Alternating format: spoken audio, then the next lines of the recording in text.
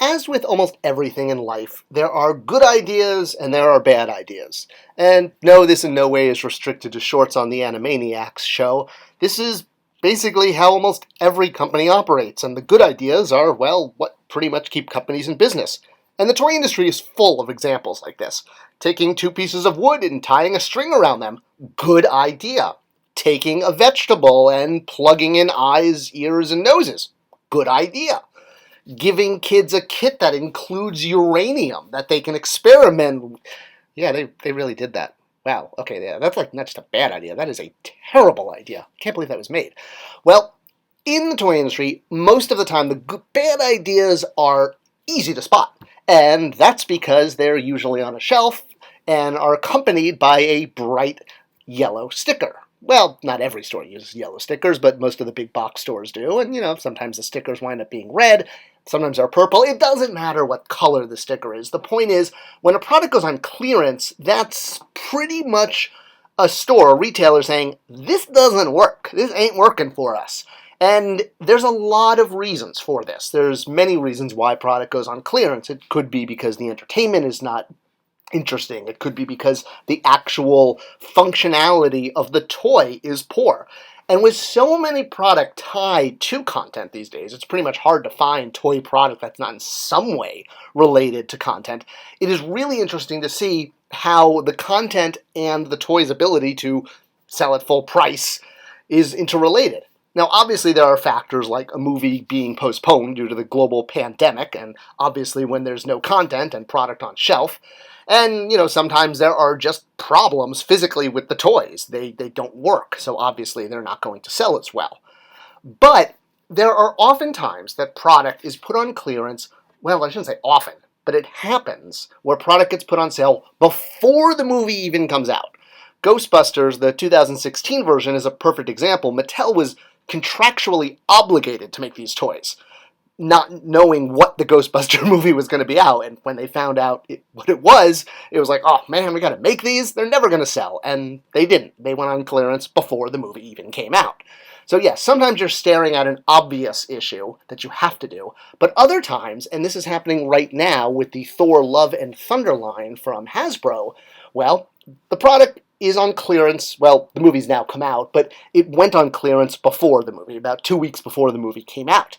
And this is really significant because Thor has a record of selling very good product. There are strong leads, there's comedy, there's action, it's a sequel, it's a franchise. I mean, I know Ghostbusters is a franchise, but the 2016 movie kind of stood on its own. Now, the reason is these Thor SKUs, it's a carry forward of a previous assortment, what would be called the basic kid 6-inch figure. Limited articulation, kid-oriented accessories, and about $11.99 to, well, now $15.99 SRP. And looking at the old version versus the new one, you can see the obvious difference is the packaging. The old toys you could see in the blister, the new ones are in a closed box. And that's exactly the point. Is these toys didn't go on clearance because the movie did poorly. I mean, it had a great box office and great word of mouth. I mean, yes, there's definitely some people waiting for it to come out on Disney+, but regardless, it's not the concept of the content not performing and driving down the sale of the merchandise. It really comes down to the package change. And I want to address sort of the many, many reasons why a package change from being able to see the toy to a closed box are an issue. So the first one, and I've covered this one to some extent in previous videos, is what I call the asshole factor. Keep firing, assholes! So this is actually a big, big problem in the collectible aspect of the toy industry, is people returning toys with the wrong toy inside because, well, they want to steal the one that they want, and they replace it with either an old toy or a less expensive toy. And this is something that knows no bounds when it comes to brands or geography. You see this all over the place, and it's a major problem. In fact, it's a problem that is bigger than just, a few SKUs. I actually did a whole video, I'll link it at the end, about how this can clog the entire pipeline of getting new product out. And with closed boxes, you're just inviting people to do this more and more because now you can't even see if the figure in the box is the one you think you're buying. And that is a factor. The second big one is quality control. Because, again, you want to see what you're buying, especially with the price of action figures going up, up, up, and up. Well, if you're buying something in a mystery box when it's not, a mystery minifigure, it can be upsetting. Take this Boba Fett figure, for example. This is a deluxe vintage collection 3 3/4 figure, meaning it's more expensive than a regular figure, so you expect, really good quality control, and you expect to actually get what's on the outside of the package. Jedi Temple Archives, which is one of my sort of favorite fan sites that I frequent, and I love their stories, they did a great spotlight a week or so ago about a fan or one of the readers who opened it up, and their Boba Fett was totally mispainted. So when you're expecting one thing because of a picture on the outside of the box, at least with the open windows, you were able to see what you were getting and you could pick out just the right paint job. Whether the eyes were painted straight, but in this case, it's not right at all. And not being able to see the figure, and this isn't that many years ago. So same character, same price point, well, more or less, toys have gone up, but, a deluxe execution of a basic figure, and now coming in a closed box, meaning you have no idea of the quality control. And especially for adult collectors who are extremely dedicated to those details, it's important that we can see the specimen we're getting because, well, what's going to happen when these closed boxes hit something like the regular vintage line, the basic figures? I mean, these are actually pieces of art that people hang, and that brings me to the next point is display only. So there are people who keep toys in package because they can see the toy in the package on their wall. It's part of action figure collecting. And are people going to want to hang closed boxes on their wall? I had a friend of mine, local comic book artist actually, who told me that he's out. Now that they're going to be in closed boxes, he's not going to be buying action figures anymore because he displays them like this. So, while it's only 20% of the population or the buying collectors that do this, it's significant. I mean, right off the cuff, you're saying, 20% of your 20% isn't worth chasing. And that can be significant. All right, and that, yes, I know I've talked about collectors being gravy on top, but, a sale is a sale, man. You don't want to have any blocks. I mean, if you're a stockholder owning a company financially, you want to be able to sell to every possible customer. You don't want to block anyone. All right, the next one is more mainstream, and we're talking price versus cost versus value, which really in the end comes to price value at retail. So the closed boxes don't show that off. I mean, here you have a closed box showing figures that don't even come in the toy.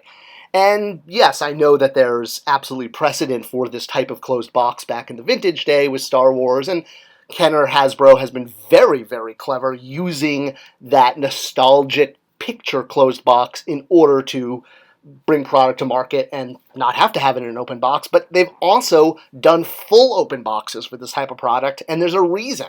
It sells better because parents can see what's in the box and they know what they're getting for their money. When a child opens that and pulls off the wrapping, it's so much more exciting. And when you're dealing with basic figures, yes, there is precedent for toys back in the day being sold just in square boxes, or, well, I guess it's technically a rectangle. But the thing is, the way people shop, well, we are kind of like robots. And by that I mean we're made of titanium and we like to eat tungsten.